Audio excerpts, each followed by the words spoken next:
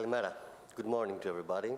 Achilles, thank you for a very fruitful cooperation all these last months that we had with the Athens Democracy Forum and the Foundation. Mrs. Schaake, Mr. Erlanger, welcome to Greece. Hope you have a good time here in the forum. Dear guests, welcome to Greece. From behalf of the government, of the Ministry, from the Ministry of Digital Governance, welcome to Athens and Greece, and I hope you have a very productive forum during those days.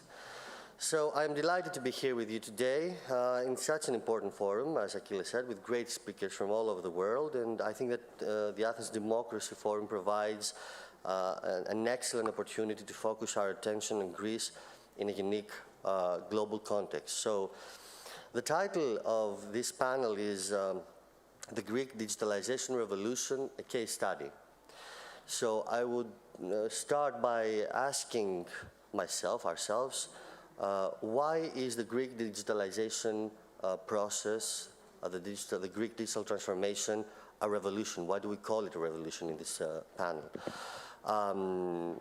The transformation that has happened during the last 2 years, which is a very strong process. Is it because we have reached very mature countries like Estonia or the UK or the US in their digital transitions?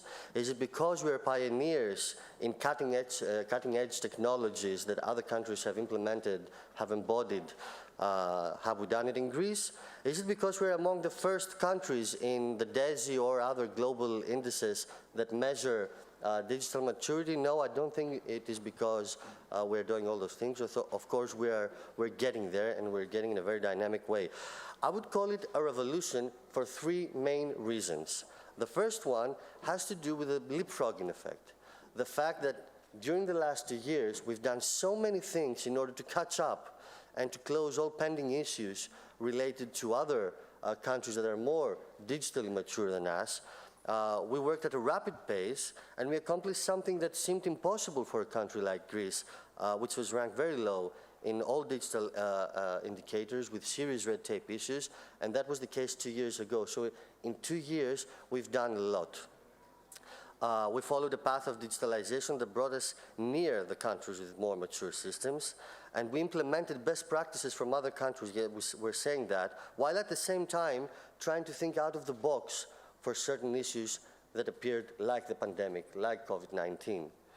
And the main issue here, the main indicator here for us is time. What we've done in 2 years. Many reforms, many changes, and a shift of perception in society. And of course, we made a lot of changes in the institutional framework as well in order to be able to attract investments in the IT sector, not only technology sector, but also in the audiovisual sector, which is a part of this ministry's missions. And we're seeing that there as well, there are a lot of investment, there are a lot of foreign investment that is very interested in coming to Greece.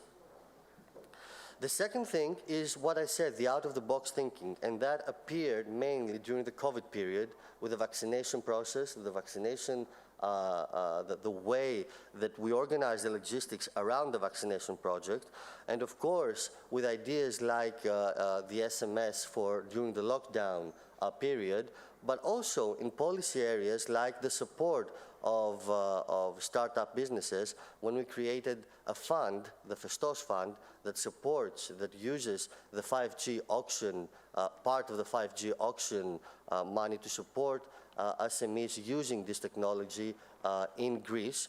So that was an out-of-the-box idea that we tried to implement, and that Europe actually said that it is one of the innovations that we produced in Greece. So out-of-the-box thinking is our number 2 issue that I would call that a revolution, a small revolution has happened in Greece. And the third thing, the third factor that I would say lists as a revolutionary indicator is that we regain trust of citizens to the state, which was not an issue 2 years ago. And I'm saying that because we have a lot of indicators, and the most important one is the OECD indicator on the trust issue. It's the first time after 20 years that Greece ranks very high for 2 consecutive years in the trust of citizens to the state index, which, for me at least, being a civil servant myself, is a big revolution for the Greek state. So what were the prerequisites, the preconditions of this digital revolution, if I may very shortly mention some? How did we make it happen? First of all, and like all other public policies, you need the political will. And the Prime Minister, even before the elections, said that our main agenda, our main political agenda, the main policy agenda would be the digitalization of the Greek economy, society, and state. So he took a very, very brave decision by creating a governmental digital ecosystem by bringing together all the IT agencies of the Greek state that were scattered around in different ministries and in different areas under one ministry, the Ministry of Digital Governance. And that had, the ministry had the tools and the ability to make a very fast decision-making process, implement projects, and generally be able to do things that were not very easy to be done during the earlier years. That was a game changer. That allowed us to do that, what we say, the digital leapfrogging.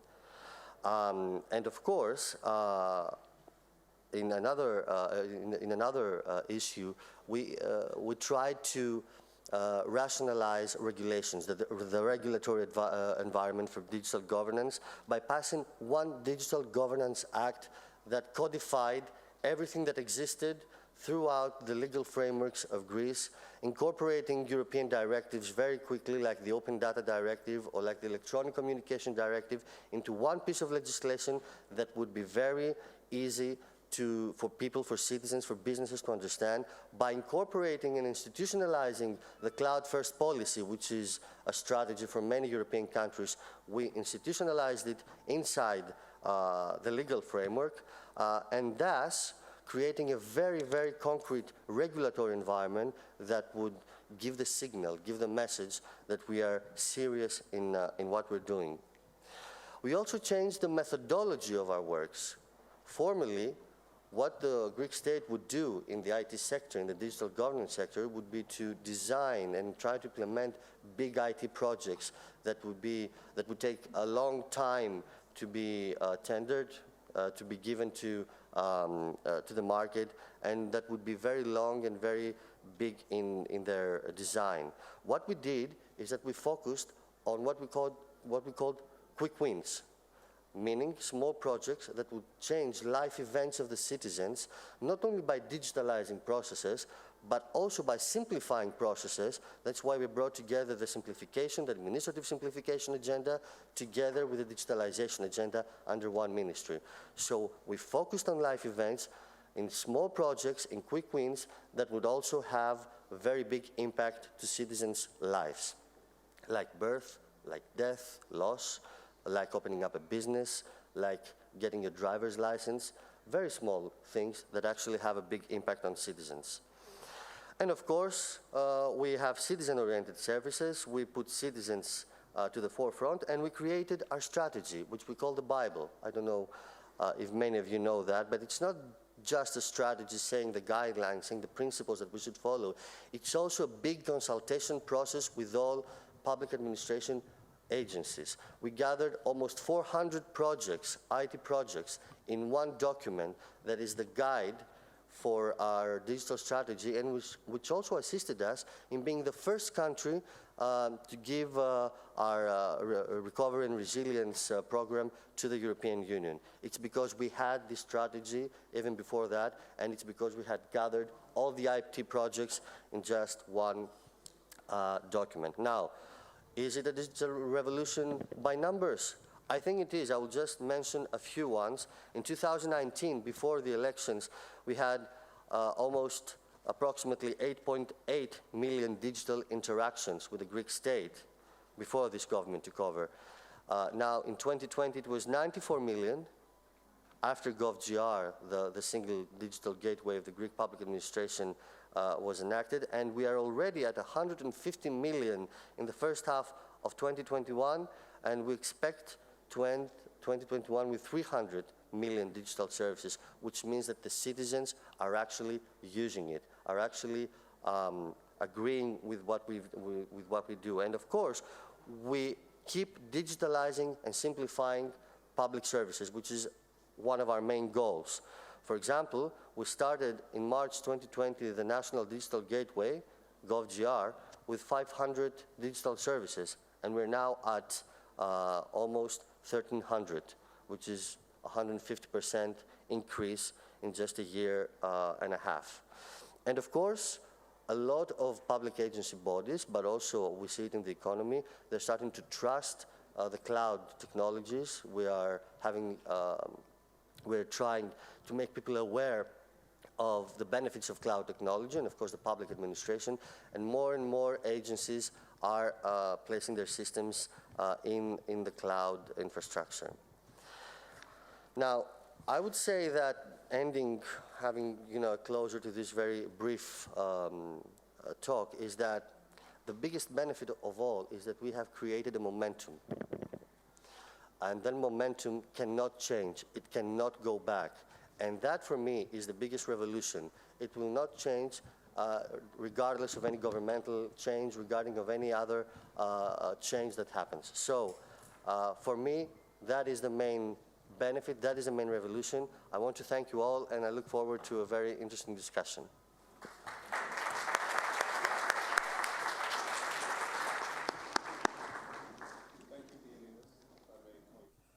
I'm Steve Erlanger. I'm the European diplomatic correspondent for the New York Times, and it's a great pleasure to be back in Athens and to be able to participate in this wonderful forum and in this cultural foundation.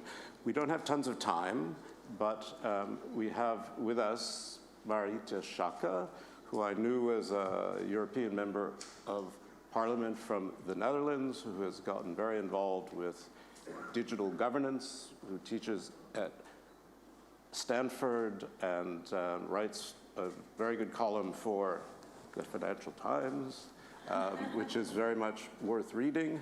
And Marietje, what's your response? What do you think? Thank you so much. It's great to be here. It's actually, perhaps like many of you, my first trip after having been locked down, and I think it's suitable to start with an event on democracy, because unfortunately democracy is under pressure, under threat, and the question is really, what role can digitization play to make it more resilient and to engage citizens rather than to disempower them, to manipulate the information and the public debate, and to diminish their agency.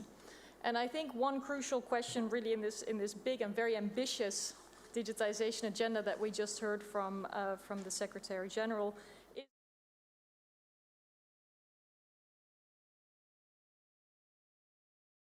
and democracy. So there is a big operational and implementation agenda that we just heard about, but there's also a legislative that takes place in Europe and on the national level. Just to mention a couple of topics, and we can engage more deeply, but we have to consider data protection and data governance. There are risks associated with the uptake of artificial intelligence, and the question how to mitigate those risks to ensure that people's rights, security, but also democracy is preserved. And these questions do not only play out at home in our individual European countries, but also geopolitically. And I think it's important to keep in mind that the whole agenda of ensuring that democracy survives and is resilient in light of digitization is also looked at in this global context, where the competition between authoritarianism, non-democratic forces, and the democratic ones is certainly fueled and altered and disrupted by digitization as well. Great, thank you, Marita. I was very struck, Leonidas, by the other part of the title, which is the simplification of administrative procedures, because this is a country known for the complication of its administrative procedures, and in fact, the kind of way people work around them, including taxes. So I'm curious, in this debate over efficiency and privacy, how do you balance this while not creating an enormous uproar in a society that frankly has put the state over here for such a long time? Well, I guess it's always a matter of balance in these things. I mean, trying to find the right regulatory framework in order to protect all these public goods that we're talking about, data protection and everything, without actually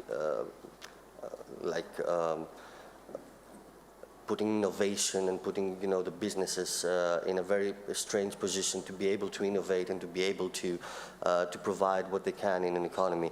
So I think that this balance is still on a European level. I think all countries are trying to find how they're gonna go in the right direction, especially with new technologies, with artificial intelligence and everything. We are at the same point here, that we're trying to design our AI strategy, for example, and we're trying to see how we're going to formulate the right balance between those two things. Of course, we have incorporated the directive regarding the GDPR directive regulation for data protection. We're doing everything that the European regulatory environment tells us to do. But on the other hand, when it comes to new technologies, we also need to find the right balance. Now, regarding simplification and bureaucracy, I think digitalization by itself is a simplification process, and that the fact that we gain trust for the first time towards the state in terms of what the state can do, what the state can offer, is the first step to be able to simplify, which is very, very harder than just digitalizing. Right. Administrative simplification is very, very much harder. Right. No, because Marietje, I want to ask you about this whole regulatory argument, because part of the problem with privacy is, people want to regulate things, but the world moves beyond them. Mm-hmm. I mean, it's terribly difficult to keep track of, let's say, what the Chinese are doing with AI, or how it's being manipulated outside Europe. So do you think this European effort to regulate the world is something that is possible, or is it a kind of rhetorical pomposity that in the end is going to fall down? Well, both digitization and regulation of the digital society should not be seen as an end in and of themselves. I think it's important to look at the question of regulation in terms of what are the desired outcomes. And we really need more sophistication about where regulation can lead. I mean, I was a member of the European Parliament for 10 years. Regulation is a path that can take you to 1,000 different outcomes. In fact, the battles over what is good and what is risky and how to find the proper consideration for business and for civil rights is what the whole political debate is about. So the fact that the EU is regulating is legitimate. It's a democratic process. But what it's regulating for and how regulating companies fits in a broader agenda, for example, innovation and growth and democratization, is a bigger picture than just the question of regulation. And I think in Brussels, to your point of, is this more of a PR exercise? The embrace of being a super regulator is something you often hear when you talk to people in the EU bubble. What is the role of Europe on the global stage when it comes to digitization? Well, the answer might be, we are a super regulator. And I understand the ambition, but I don't think it's necessarily the only answer, and it would be good, I think, to look at that comprehensive package of needs, including the geopolitical agenda that is often lacking in Brussels. Well, this, I hope, has been a bit of a taste of what's to come. This is a busy morning, and we've reached the end of our little preliminary discussion. So thank you both, and thank you. On we go. Thanks.